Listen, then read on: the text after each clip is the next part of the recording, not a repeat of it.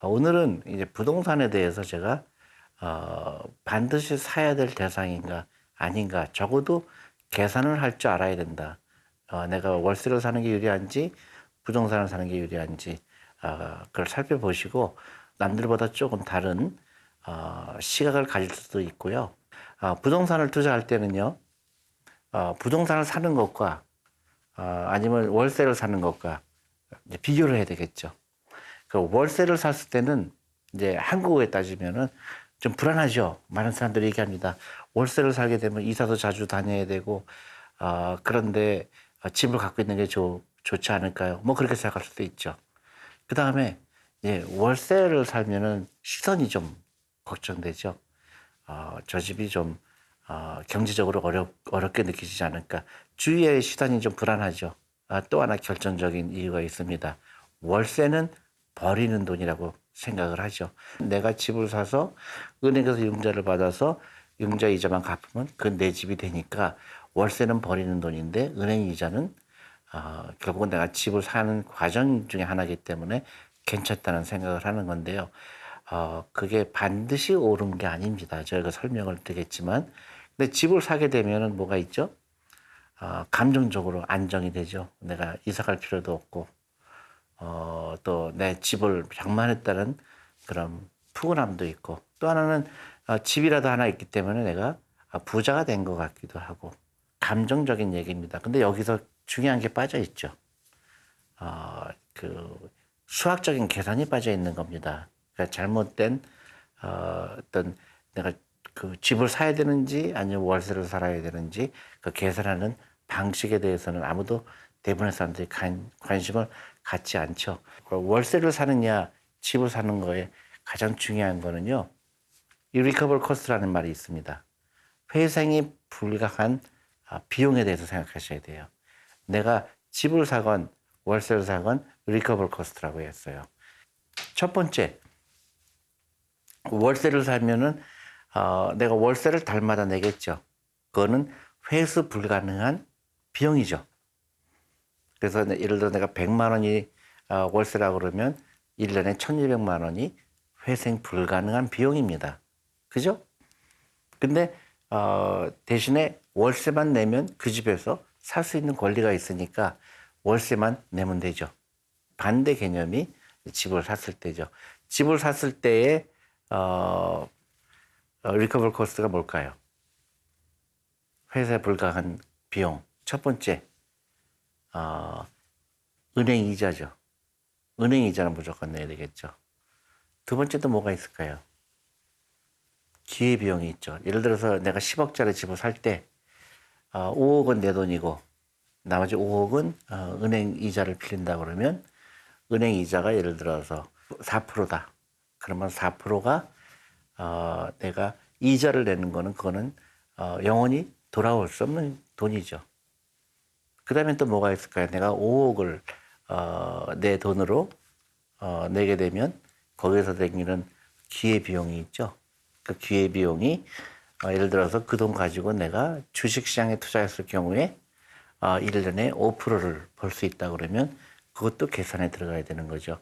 그래서 5억을 있다 그러면 5%면 2,500만 원이 내 기회비용인 겁니다. 근데 사람들은 거기에 대한 생각을 잘 없죠. 왜냐하면 원금이 보장되기 때문에, 그죠? 내가 그 돈 가지고 집을 샀을 때는 그게 원금이 보장되겠죠. 내가 똑같은 가격으로 집을 판다고 가정했으면, 예를 들어서 내가 10억 주고 산 집이 한 10년 있다가 15억에 팔면 내가 내 돈도 벌 수 있고 내 5억이 안전하다고 생각하는 거죠. 그래서 이제 집을 사게 되는데, 그래서 그 리커버리 코스트가 중요하다. 그러니까 회수 불가능한 거, 렌트를 했을 때, 월세를 샀을 때는 월세가 전부다. 그래서 집을 샀을 때는 기회비용, 그 다음에 은행 이자, 또 뭐가 있을까요? 세금이 있죠. 또 뭐가 있어요? 수리비용이 있죠. 집은 끊임없이 그 고장이 나게 되고 고치게 되고 그 비용이죠. 근데 월세를 살게 되면 집주인이 내죠, 대부분. 그러니까 비교할 필요가 있죠. 근데 집을 샀을 땐 좋은 점은 예를 들어서 내가 약간 무리를 하더라도 월세에 비해서 유리할 때가 있죠. 내가 내 집을 가꾸고 싶을 때. 부엌에 내가 원하는 부엌 그 살림도 내가 원하는 걸 하고 싶을 때. 그러니까 그게 이제 프리미엄이 되는 거예요. 내 나름대로 내 보금자리를 갖고 싶어 해서 집을 갖는 거죠. 근데 이제 정도의 문제죠.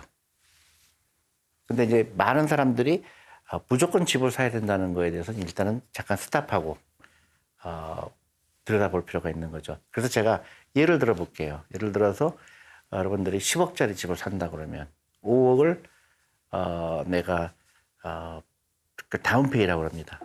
그러니까 내 돈으로 5억을 마련해서 사야 되고 내야 되겠죠. 그 다음에 5억은 은행에서 빌린다고 4% 이자를 빌린다고 했을 때 irrecoverable cost가 얼마일까요?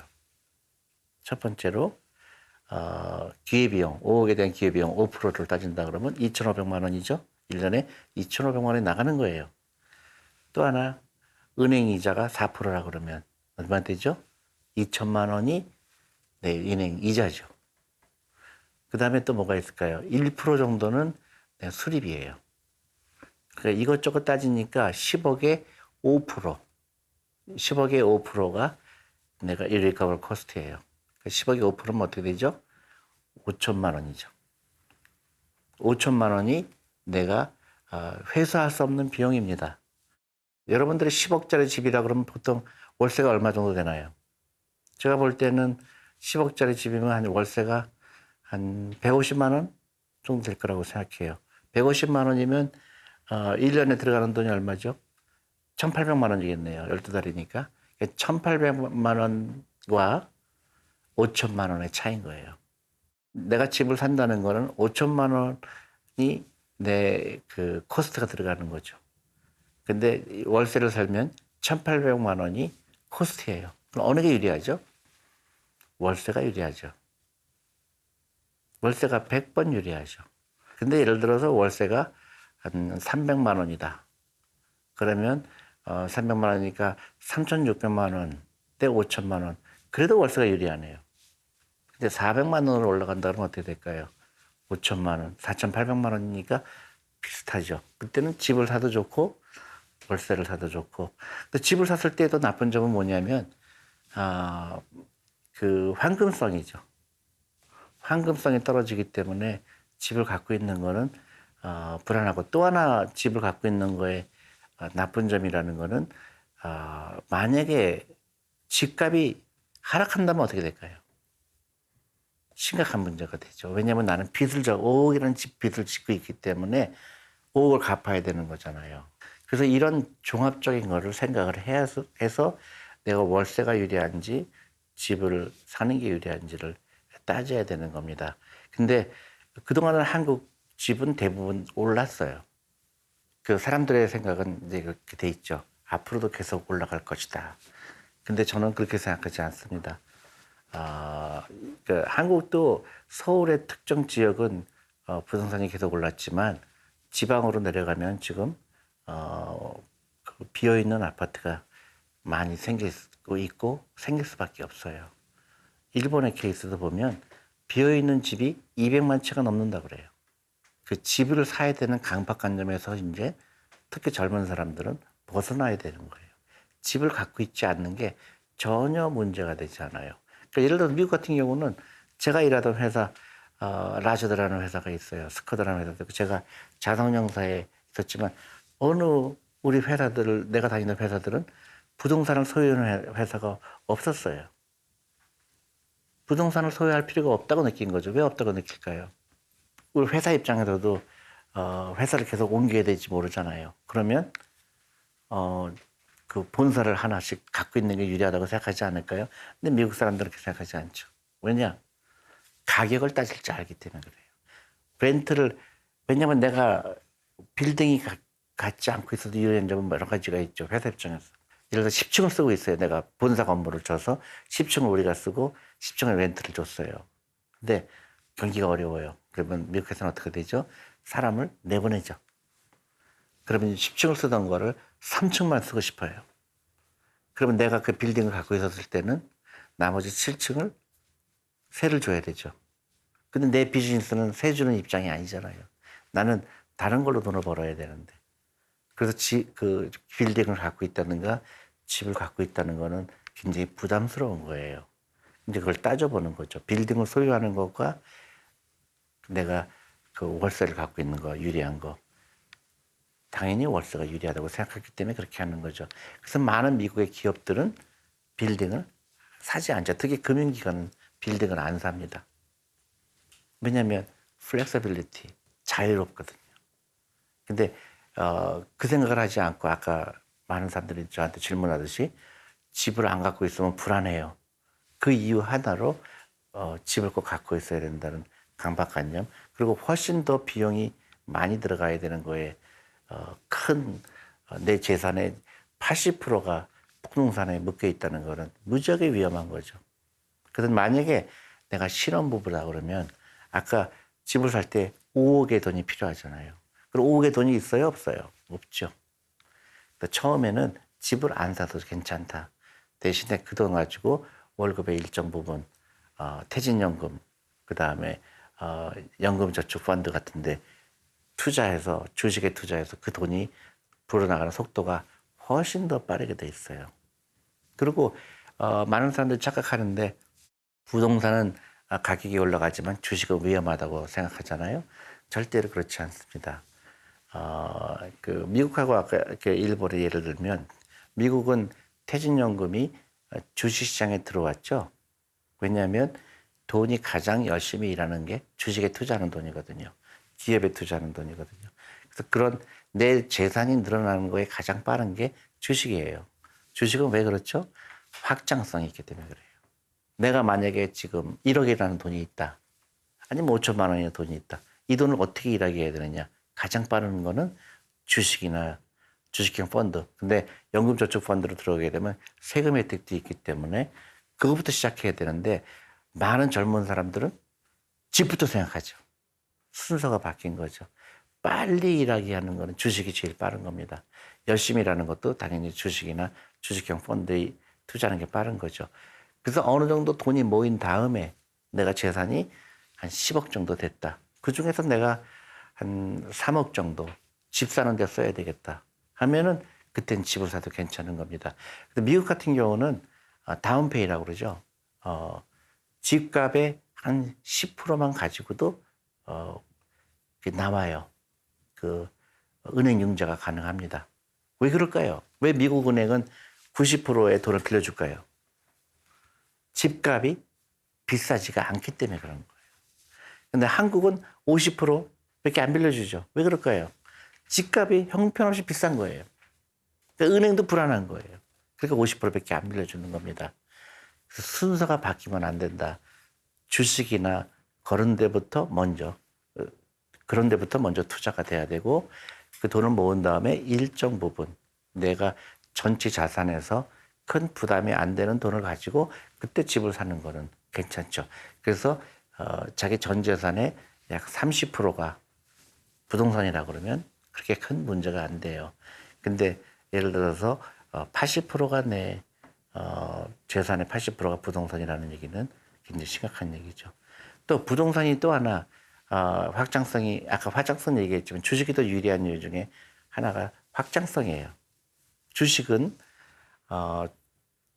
짧은 시간에 주식 가격의 변동성이 크지만 결과적으로 주식은 확장성이 있죠. 예를 들어서 여러분들이 어떤 기업에 투자했다.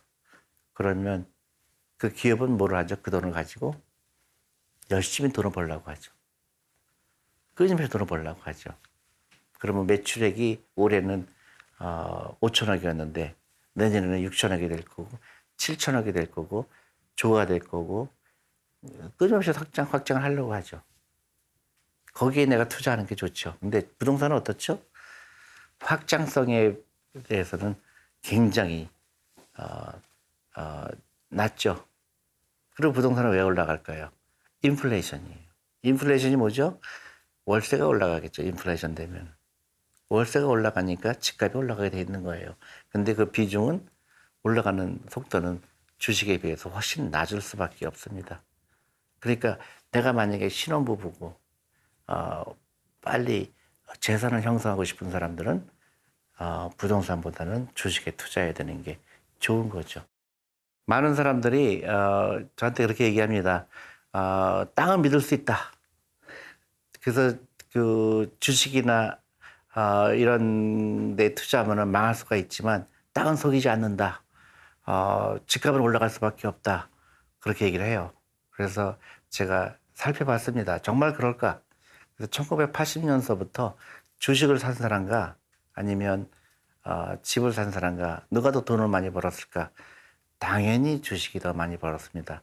근데 주식을 투자하면 안 된다고 생각하는 사람은 그 변동성 때문에 그렇죠. 주식은 올라갔다 내려갔다를 수도 없이 반복하니까 주식은 위험하게 보이고 주식 투자하면 안 된다는 생각을 하지만 결과적으로 주식도 마찬가지로 부동산까지 투자했다 그러면 당연히 부동산보다 주식이 많이 올라가게 되어 있습니다. 그건 자본주의의 기본 원리예요. 하이 리스크 하이 리턴이죠. 리스크를 치는 거예요. 내 자본이. 그래서 리스크를 치는 사람이 그만큼 리워드가 있는 거죠. 상이 있는 거예요. 당연한 겁니다. 그래서 어렸을 때부터 주식에 투자하라는 이유가 그런 거죠. 변동성을 이기면 오랫동안 투자하면 훨씬 더 돈을 많이 벌게 돼 있다. 그게 자본주의 기본입니다. 반드시 기억하셔야 돼요. 근데 이제 주식이라는 거는 단기간에는 변동성이 있다는 건 어쩔 수 없는 거죠. 그렇지만은 오랫동안 기다리면 돈을 벌게 돼 있다. 그런 기본 상식인 거죠. 그래서 부동산은 아까 얘기했듯이 부동산은 월세와 사는 거에 대한 아주 미니멈의 계산을 할 줄 알아야 된다. 그것도 더 계산하기 싫으면요. 이렇게 결정하면 돼요. 5% 룰이에요. 5% 룰이라는 게 상당히 정확할 수 있는 룰입니다. 내가 집을 사는 게 유리한지 아니면 월세가 유리한지 따지는 방법 중에 하나인데요. 내가 집을 샀을 때, 5%. 내가 10억짜리면은 아까 얘기했듯이 5천만 원이 5%죠. 월세가 5%에 얼마큼 근접하느냐.